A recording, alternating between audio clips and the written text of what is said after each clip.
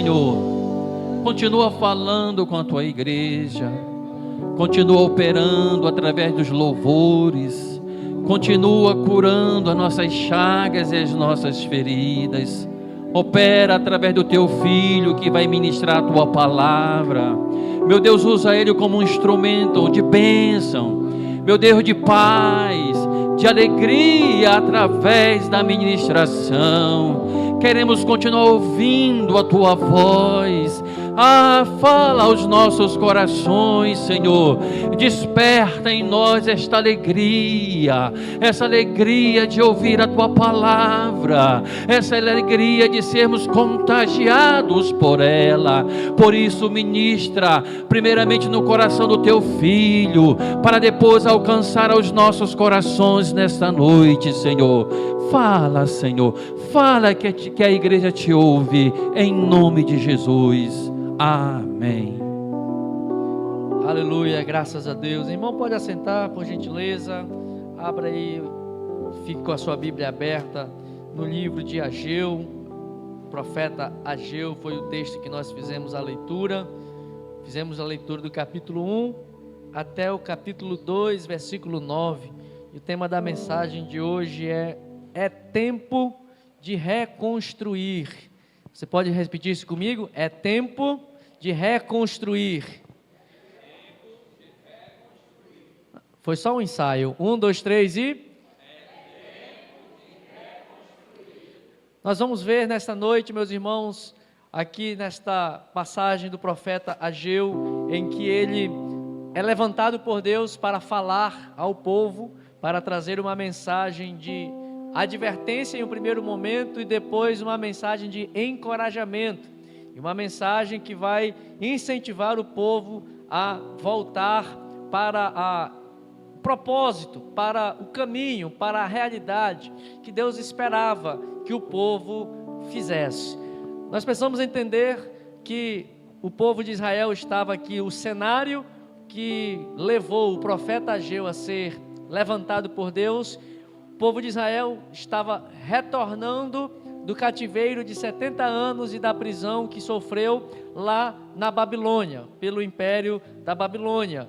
E por meio de Esdras e Neemias, findaram-se 70 anos. Esdras e Neemias foram instrumentos de Deus para reconduzir este povo cativo que estava sendo liberto, para voltar para Jerusalém, para voltar para a sua terra e iniciar um processo de reconstrução e restauração da nação como um todo.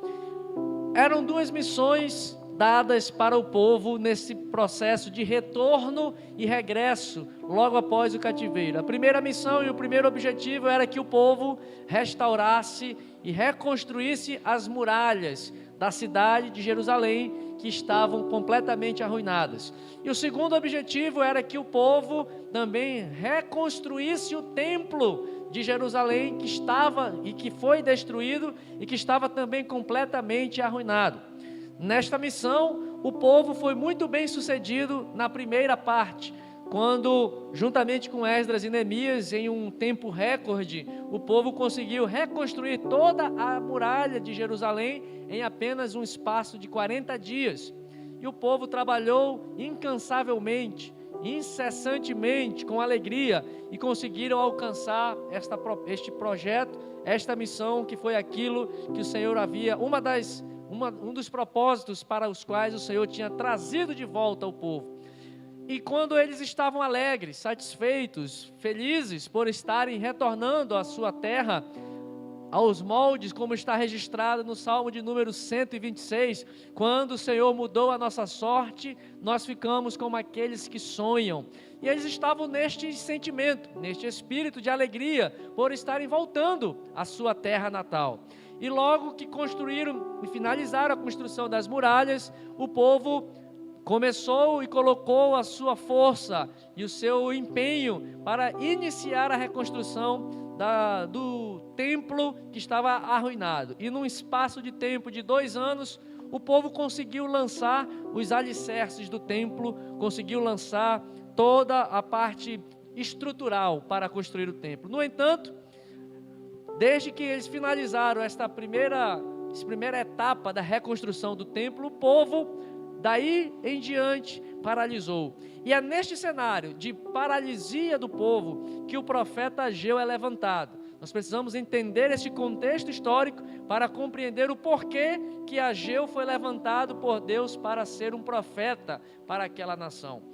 Ageu é levantado neste cenário em que o povo estava em uma situação de paralisia, desde quando eles finalizaram e terminaram de lançar os alicerces do templo, até o momento em que o profeta Ageu se levanta para ser um arauto do Senhor, passaram-se 14 anos e o povo permaneceu inerte, o povo permaneceu paralisado, o povo permaneceu sem continuar no propósito que o Senhor estabeleceu para eles.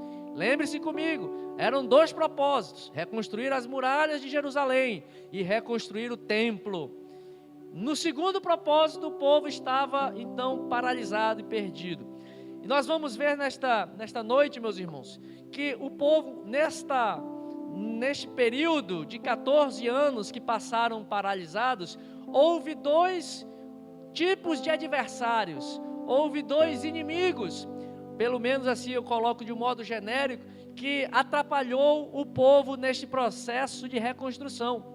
São os inimigos externos, inimigos adversários externos ao povo, pessoas de fora do povo, como Sambalate, como Tobias, como os samaritanos, que se levantaram para impedir o povo de continuar a cumprir o propósito para que Deus os tinha designado. Mas também há, neste processo, um segundo tipo de adversário, e este é um adversário que talvez seja os adversários mais preocupantes, e são talvez os mais fortes, e que causam mais danos para o prosseguimento dos propósitos de Deus para o seu povo, que são os inimigos, os adversários e os problemas internos que surgem no meio do próprio povo. Nós vamos ver aqui que é este cenário de adversidade interna que o profeta Ageu se levanta para combater. A voz do profeta Ageu, que são aqui apenas 2 capítulos, este profeta é um dos profetas menores, e aqui a Bíblia são apenas registrados 2 capítulos, 2 grandes mensagens que o profeta nos traz, e nós vamos ver, tanto no capítulo 1, quanto no capítulo 2, os problemas que surgem dentro do círculo interno do povo.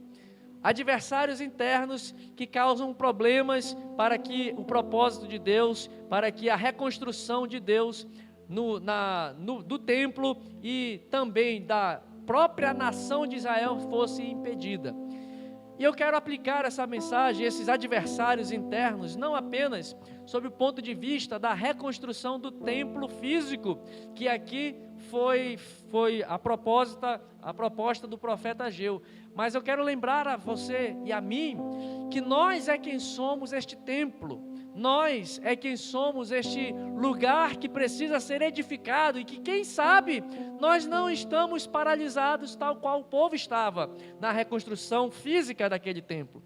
Nós, certo momento da nossa vida, nós ouvimos falar de um Jesus, e em algum momento da nossa vida nós iniciamos a nossa jornada com o Senhor, iniciamos o processo de reconstrução da nossa vida, iniciamos os processos de restauração dos muros de proteção da nossa vida, iniciamos um processo de reconstrução do altar do nosso coração, iniciamos um processo de reconstrução de nossas vidas como um templo da habitação de Deus. O apóstolo Paulo escreve justamente isso, dizendo: não sabeis vós que vocês é quem são verdadeiramente o templo, o lugar da morada do Espírito Santo?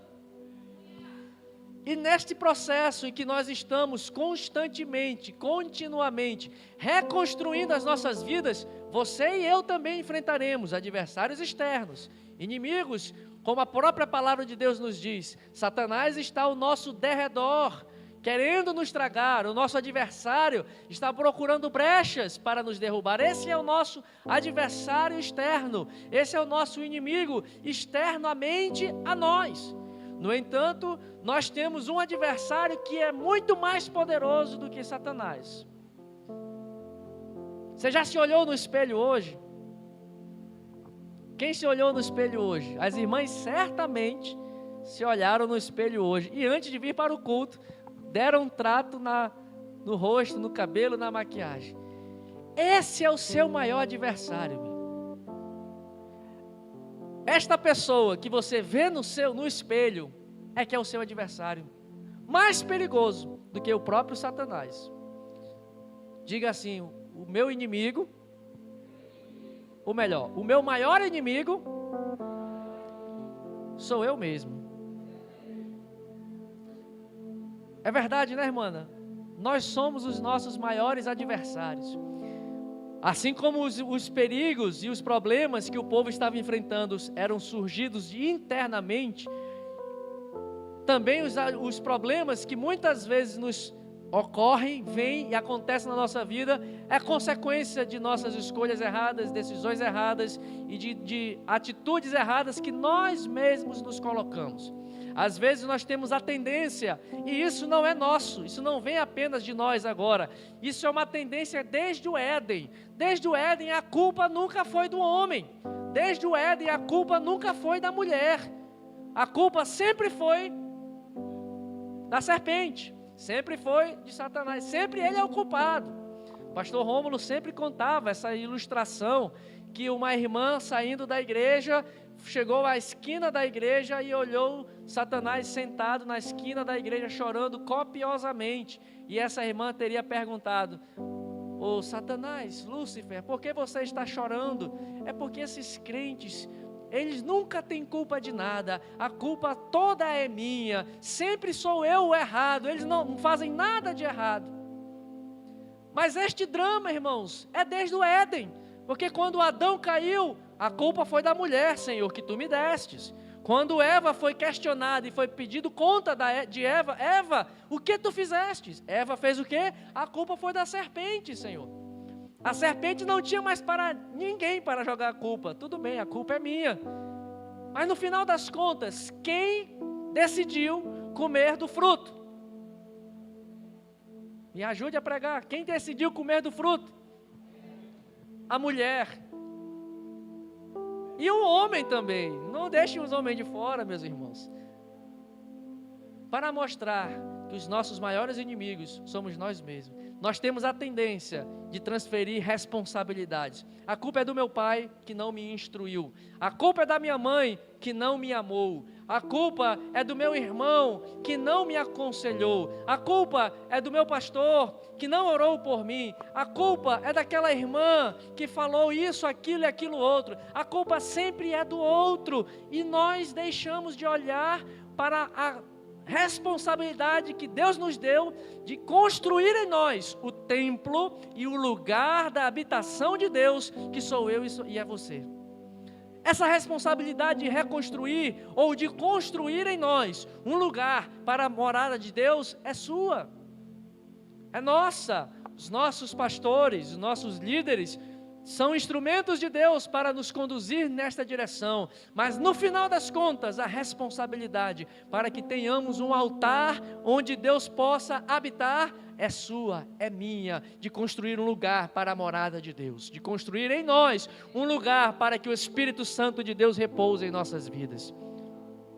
Nós vamos ver aqui que o povo de Israel, no capítulo 1, teve um adversário interno e no capítulo 2 também, e esses dois adversários, certamente eu e você, ou estamos passando e enfrentando eles agora, ou em algum momento da nossa vida já enfrentamos, ou enfrentaremos no futuro. No capítulo 1 nós vamos ver que o problema do povo é a apatia. O povo estava desanimado, o povo estava desinteressado. Apatia significa indiferença, insensibilidade, falta de interesse. Irmãos, quantas vezes nós estamos neste sentimento? Desinteressados pelas coisas de Deus, completamente paralisados, indiferentes pela causa do Evangelho. Estamos indiferentes e sem interesse de procurar fazer a vontade de Deus. Estamos completamente paralisados, e este adversário que surge dentro de nós, tira de nós, faz com que nós percamos a perspectiva de futuro, de propósito. Nós perdemos a visão. A apatia causou um problema de visão, trouxe uma miopia espiritual para Israel. Isso está no capítulo 1. Esta falta de interesse pelas coisas de Deus, esta apatia, essa indiferença pelas coisas do reino de Deus, por reconstruir as coisas de Deus, por fazer o reino de Deus prevalecer, era tão forte no meio do povo, que eles diziam o seguinte, versículo 2, não é tempo agora de nós restaurarmos a casa de Deus. A apatia, este inimigo interno, este adversário, faz com que nós percamos a visão do tempo presente, nós perdemos o propósito do tempo presente, de como nós nos comportamos e vivemos no tempo presente. A apatia, a indiferença nos faz e nos prejudica a nossa compreensão da nossa história do passado, ou seja, nós estamos tão apáticos que nós não conseguimos olhar para trás e ver que o meu presente está todo errado, porque eu tenho feito muitas coisas erradas desde a antiguidade, desde o meu passado, e nós perdemos a perspectiva do passado, e a apatia nos tira a esperança do futuro. Não temos mais o que esperar, porque não tem interesse para nada, estou indiferente para as coisas de Deus, nada mais vale a pena.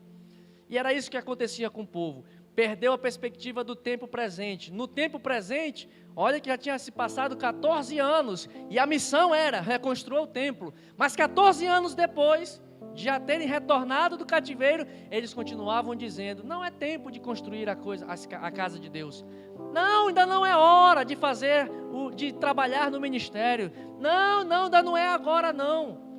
Vamos continuar indiferentes, vamos continuar paralisados, não é hora de reconstruir. Já passaram 14 anos e não é hora. Já passou quanto tempo que Deus te chamou e você ainda está, não é hora de trabalhar. Não é hora de fazer as coisas do reino de Deus. Não é hora de trabalhar para o Senhor, não é hora, ainda não chegou a minha vez. O profeta ainda não falou.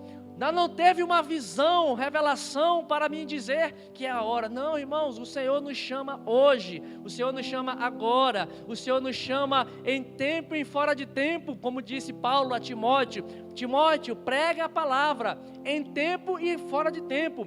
Prega, faz o reino de Deus, leva o reino de Deus adiante, anuncia boas novas. Em todo tempo nós temos que estar falando e reconstruindo a nossa vida. Não é tempo de paralisar, não podemos estar neste processo de construção da presença de Deus e do reino de Deus em nossas vidas. Não há descanso, irmãos, não há descanso para nós mortificarmos a nossa carne. Não é tempo de parar, não é tempo de ficarmos tirando férias no processo de reconstruir a nossa vida espiritual com Deus.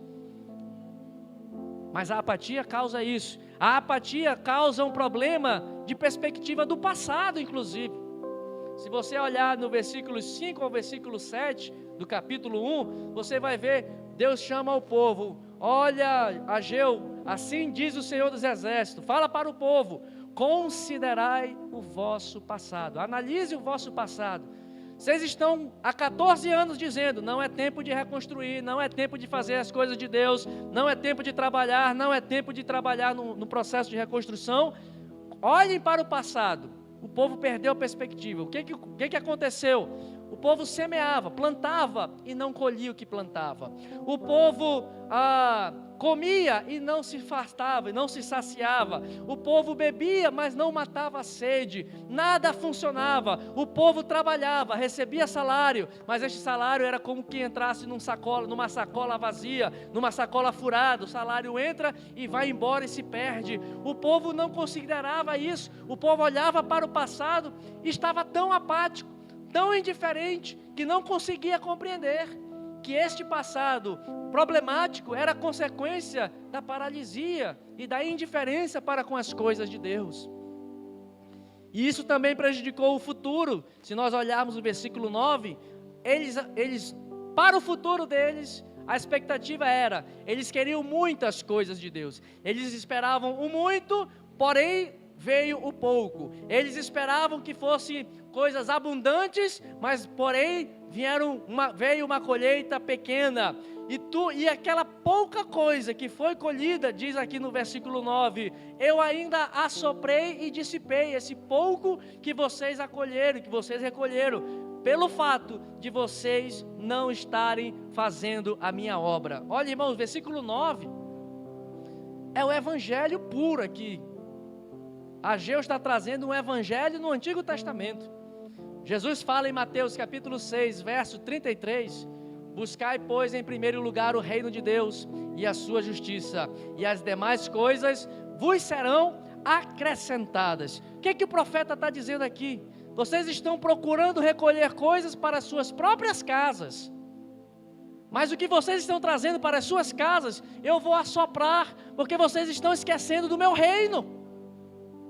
Porque vocês estão esquecendo da minha casa, estão se preocupando apenas com as vossas casas, estão se esquecendo da minha casa. A ordem é inversa, irmão. Por isso trabalhavam e não viam o resultado do trabalho. Por isso tinham salário e este salário não era suficiente, porque a ordem estava invertida. O que causa isso, irmão? Apatia, indiferença.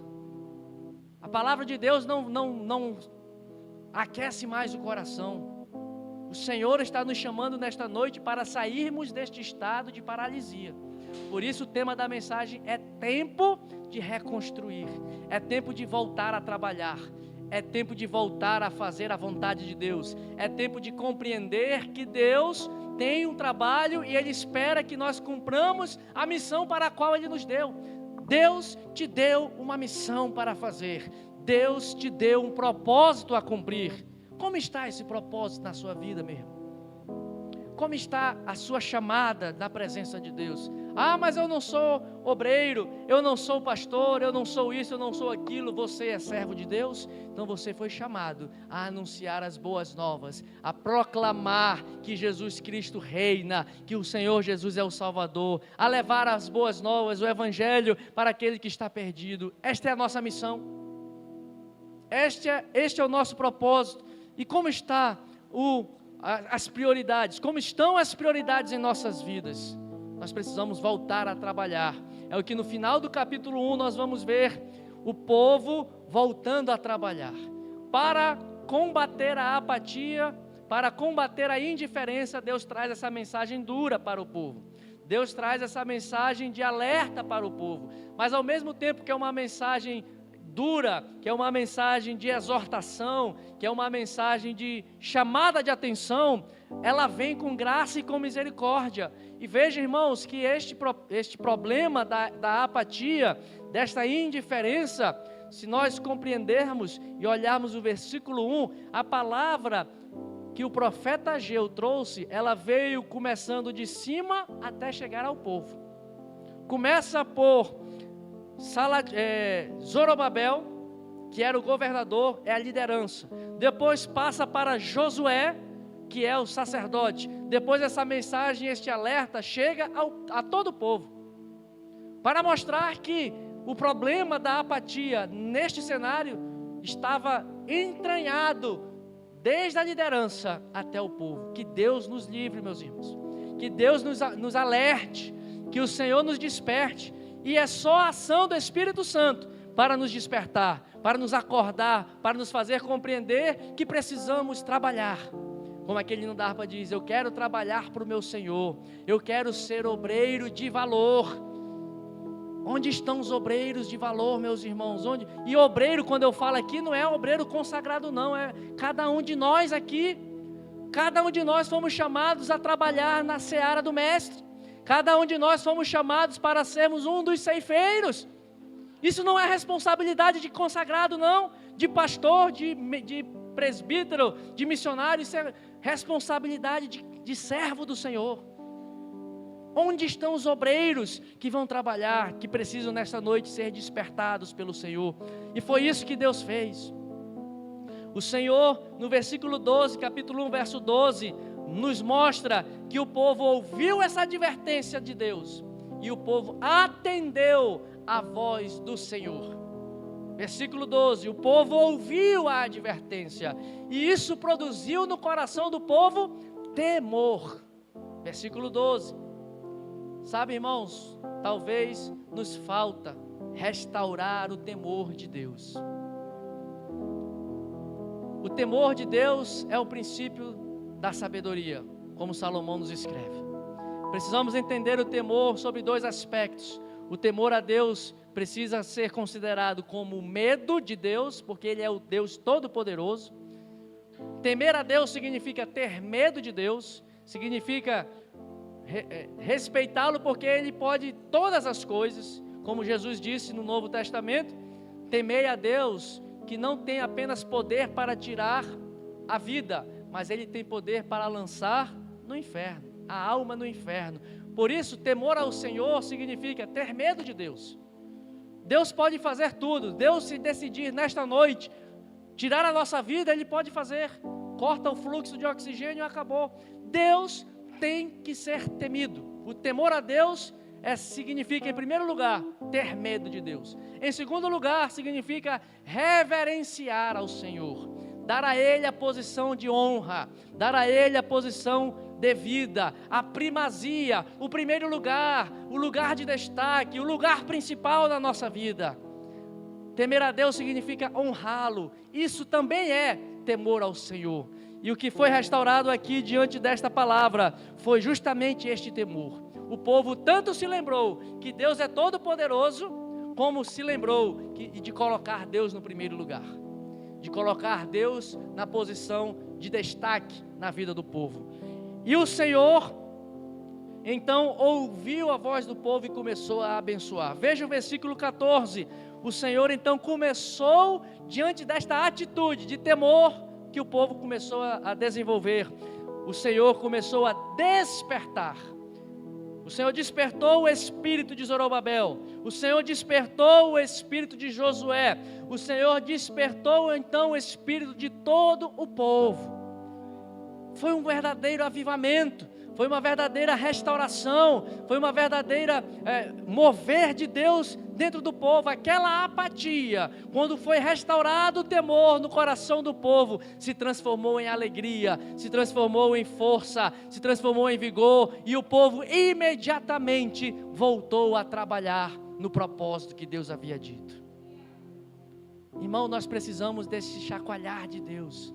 Nós precisamos desse despertar do Espírito Santo em nossas vidas. Deus precisa despertar em nós. Nós precisamos deixar Deus agir neste processo de restauração e de despertamento do nosso coração. E em terceiro lugar, e último momento aqui, nós vamos para o capítulo 2, que é quando o povo está trabalhando. E aqui vem o segundo adversário. Lembre-se que o primeiro adversário que o capítulo 1 está combatendo é a apatia. Mas no capítulo 2, a apatia foi vencida. Talvez alguns possam estar frios e indiferentes, mas a ação do Espírito Santo vem para aquecer o nosso coração, vem para trazer vida e vida com abundância. Mas no capítulo 2, nós vamos ver o segundo adversário que está por trás da ação do povo. O povo venceu a apatia, começou a trabalhar, reconstruíram, retomaram o trabalho de reconstrução do templo. Mas no capítulo 2 nós vamos ver que logo imediatamente a este trabalho, a esta volta do trabalho, surgiu esse inimigo que se chama tristeza. Repita comigo, tristeza. A tristeza, irmãos, tira de nós a perspectiva de uma vida vibrante. Foi restaurado. A apatia é diferente de tristeza. A apatia é indiferença. A apatia é falta de sensibilidade. A apatia é algo que nos falta interesse. Quando os irmãos estão doentes, com alguma enfermidade, não tem vontade de comer nada. Não tem vontade, a comida fica sem gosto. Alguém já experimentou isso na vida? Pode ser a comida mais gostosa, pode ser o seu prato predileto, pode ser o caviar, pode ser um bacalhau, pode ser um pirarucu. Não, isso aqui pode dar problema. Tá falando aqui de um bicho de casco.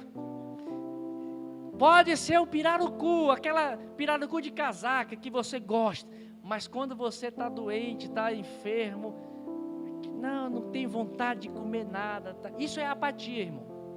tem vontade de fazer nada, tem vontade de se levantar. O dia está escuro, o dia está um sol brilhando como o sol do meio-dia, mas parece que está tudo nublado. Isso é a apatia, que se vence com a restauração do temor. Mas aqui é tristeza, coração triste, coração ferido, coração amargurado, também é um inimigo que constantemente vai nos afligir na nossa caminhada. Quantas vezes nós estamos entristecidos e essa tristeza, os salmistas escreveram muito quanto a esse sentimento. O salmista no Salmo 18, ele diz: cordéis da morte se apoderaram da minha vida, angústias do inferno se apoderaram de mim, mas eu clamei ao Senhor e Ele ouviu o meu clamor e Ele me livrou. Tristeza, angústia, isso é um problema. Mas o que surgiu? Como é que surgiu a tristeza no meio do povo? O povo estava animado, a indiferença ficou para trás, a apatia ficou para trás. Vamos trabalhar, vamos reconstruir, vamos retomar a obra da onde parou. Aí vem aqueles enviados internos, que são mais prejudiciais, que está justamente no versículo 2. Começou a ter um zum no meio do povo. Ah, vocês estão construindo esse templo, é porque vocês não viram como era o templo de Salomão.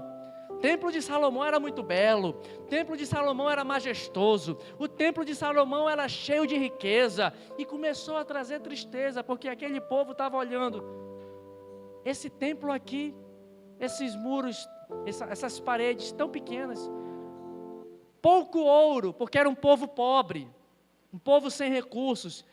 A glória que tinha o templo de Salomão, neste templo reconstruído aqui, nem se comparava. Era um templo que tinha menos brilho de ouro, menos prata, tinha menos bronze, tinha menos riqueza. E aí as pessoas começaram a colocar: vocês estão construindo esse templo, essa igrejinha aí? É porque vocês não lembram do templo de Salomão. Eu vi o templo de Salomão, eu vi a glória daquele templo. Templo bonito era aquele, templo bom era aquele. E aí isso foi trazendo tristeza, foi trazendo angústia. Para que eu vou continuar trabalhando num templo que não vale de nada? Quantas pessoas chegam na sua vida e falam isso para você? E você fica triste, você está alegre com Jesus, está trabalhando, aí você está fazendo as coisas para Deus, está trabalhando na obra, aí chega alguém e fala alguma coisa para você, logo você se entristece. Não, rapaz, isso não vai dar certo não, isso aqui não vai funcionar não. Aí começa a vir a tristeza, igual Sanbalate, Tobias, começa a trazer tristeza. Irmãos, nós precisamos vencer a tristeza, e o remédio para vencer a tristeza está aqui no versículo 4.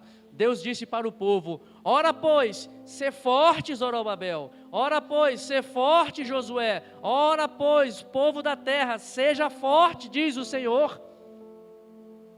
Para vencer a tristeza, somente a força do Espírito Santo de Deus, somente a força do Senhor quem nos fortalece. É a tua mão, Davi dizia, é a força do Senhor quem adestra as minhas mãos para a batalha. É o Senhor quem me faz saltar muralhas, é o Senhor quem me fortalece. Salmo 121, ele vai dizer: eleva os meus olhos para os montes, de onde me virá o socorro? O meu socorro vem do Senhor que fez os céus e a terra. Quando Josué, envolvido em um sentimento profundo de tristeza, quando Moisés morreu, o povo estava enlutado, o povo estava completamente triste, o povo estava completamente desolado pela perda de Moisés. Deus chama e levanta Josué, e a primeira coisa que Deus fala para Josué: Josué, anima-te, sê forte e corajoso, tão somente seja forte e muito corajoso. Eu digo para você nesta noite, meu irmão, seja forte, seja corajoso. O Senhor é quem te fortalece, o Senhor é quem tem poder para te levantar, o Senhor é quem tem poder para te sustentar, o Senhor é quem é a tua alegria, o Senhor é quem é a tua força, é o Senhor quem nos faz vencer. Não são as pessoas que estão ao nosso entorno falando mensagens ruins, trazendo notícias ruins, que vão fazer as coisas acontecerem, mas é Deus que nos fortalece. E Ele diz o seguinte: Ele diz: ser forte. Por que você precisa ser forte? Porque capítulo 2, versículo 4, porque eu sou convosco, Por que você tem que ser forte? Porque eu tenho uma aliança contigo, está no verso 5. Por que você tem que ser forte? Porque a glória da segunda casa será maior. A minha glória nesta segunda casa será maior do que foi na primeira.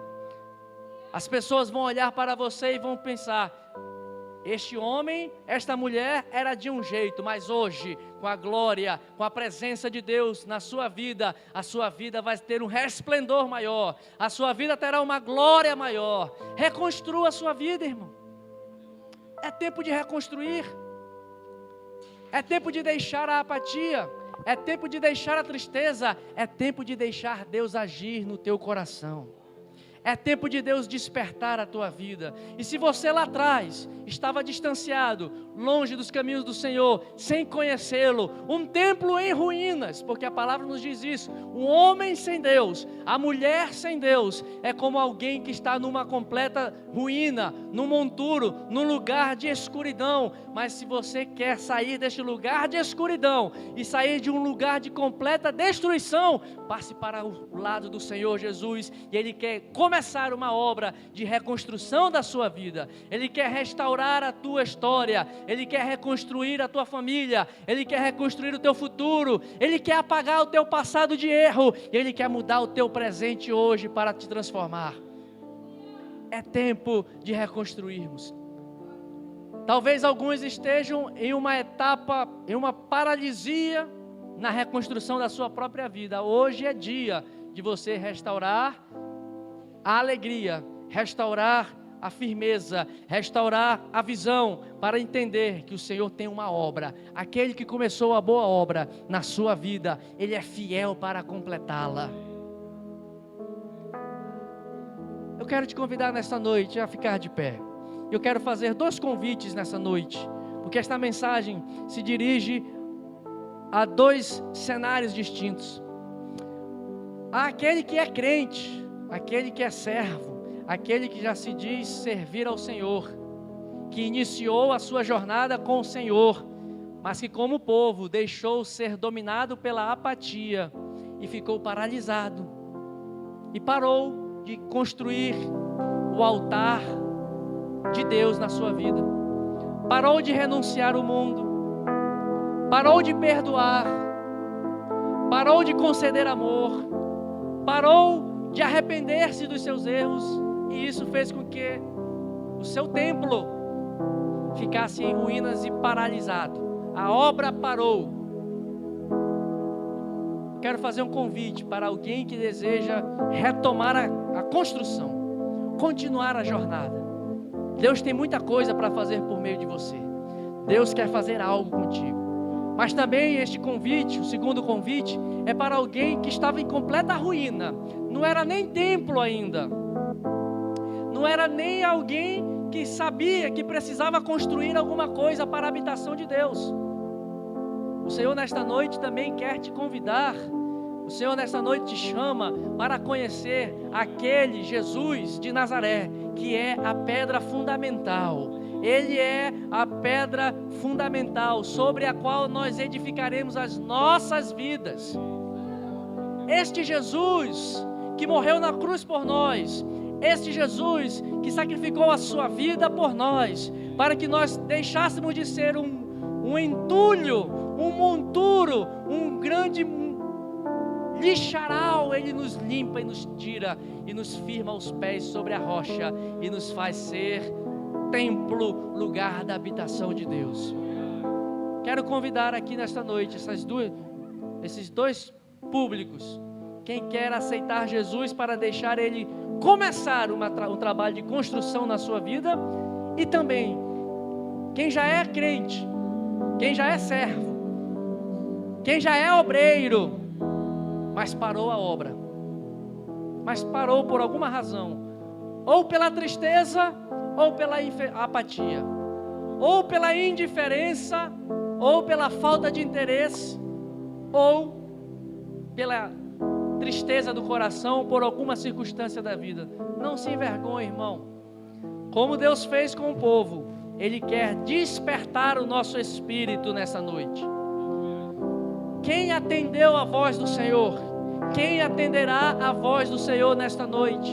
que chama para um despertamento, que chama para um avivamento, que chama para um processo de reconstrução ou de construção, que chama para um processo de construir algo novo ou para reconstruir ou para retomar aquilo que está parado. Quem vai ouvir a voz do Senhor? Aqui nós temos alguns irmãos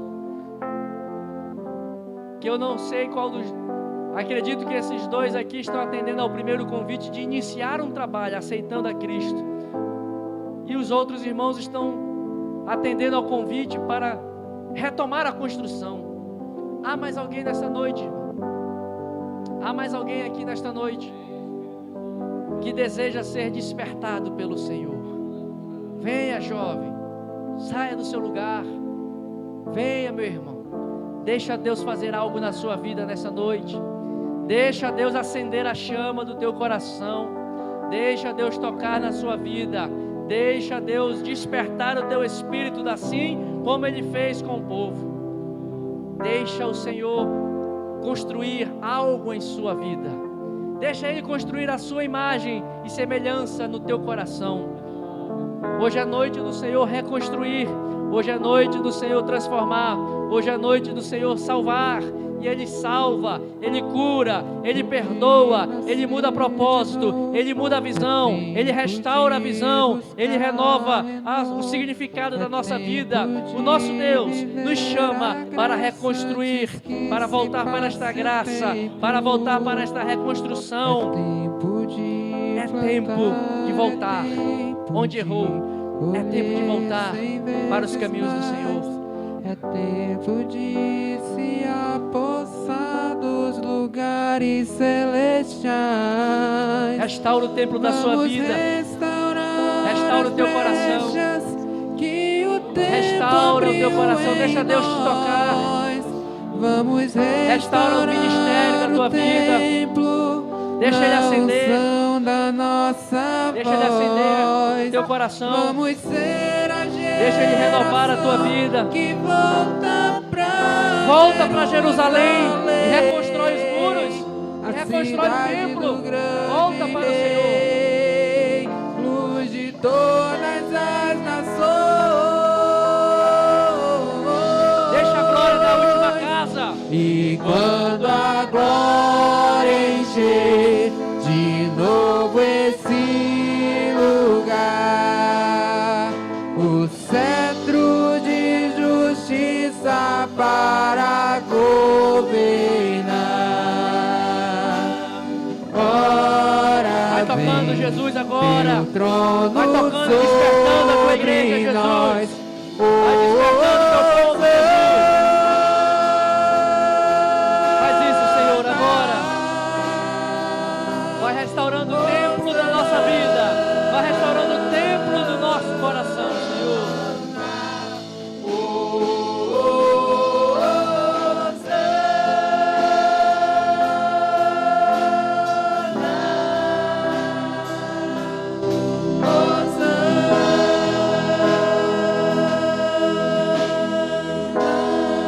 Senhor Jesus, nesta noite nós oramos por esses irmãos, pela tua igreja, pelo teu povo. Ó Jesus, clamamos a Ti pedindo a Tua graça, Senhor.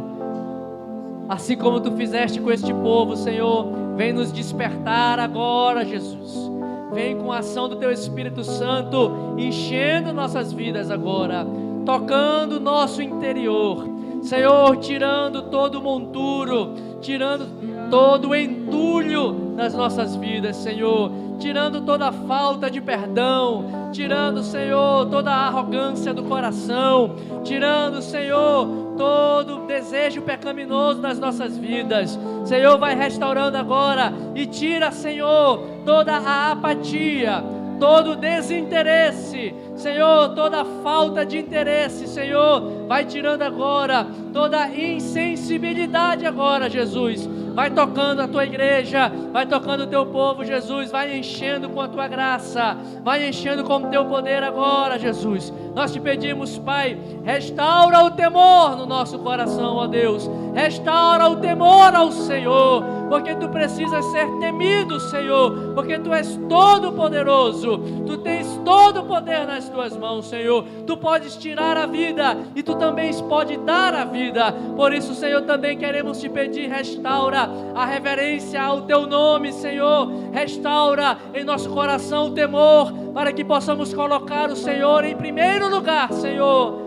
Não as nossas coisas, Pai, não a nossa casa, apesar de o Senhor cuidar da nossa casa, apesar do Senhor cuidar das nossas necessidades, apesar disso, Senhor, Tu és o primeiro lugar. Tu precisas estar, Senhor, no lugar de destaque na nossa vida, no nosso trabalho, na nossa vizinhança, Senhor, na nossa escola, na faculdade. Senhor, restaura este temor, Senhor, agora. Renova a Tua igreja, tira a tristeza, tira a angústia, tira a aflição agora, Senhor, e que nós possamos olhar para Ti, Senhor, com esperança, com alegria, com confiança. Restaura agora a alegria no meio do Teu povo, restaura agora a alegria no meio da Tua igreja. Renova, Senhor, renova cada um de nós. Nós Te pedimos, porque a Tua palavra para nós é: ser forte, ser forte, ser forte, ser forte e corajoso. Anima-te, ser muito forte e corajoso.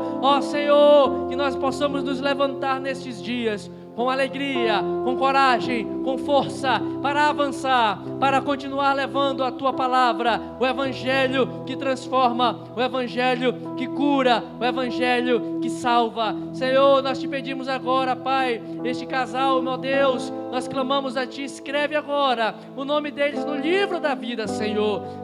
Senhor, que Tu possas a partir de agora começar uma nova história nas suas vidas, que o Senhor possa agora começar um processo de construir neles, na casa deles, na família deles, Senhor, a Tua presença, o Teu altar, que Tu possa, Senhor, resplandecer a Tua luz, e que a glória da segunda casa, esta casa nova que o Senhor está fazendo agora nas suas vidas, este novo nascimento, este lugar novo que o Senhor está edificando, que aí, Senhor, em seus corações, o Senhor possa resplandecer, o Senhor possa brilhar, a Tua glória possa resplandecer, e que o Senhor possa fazer deles, Pai, um lugar especial para a Tua morada. Abençoa, Senhor, escreve o nome deles no livro da vida, e nós rogamos a Ti, derrama toda sorte de bênção, renova, Senhor, e que eles tenham uma jornada, Senhor, na Tua presença de fidelidade. Nós oramos a Ti, Senhor, e clamamos a Ti em favor da Tua igreja, em favor do Teu povo. É o que nós Te pedimos, em nome de Jesus. Amém, Jesus, amém. Importa que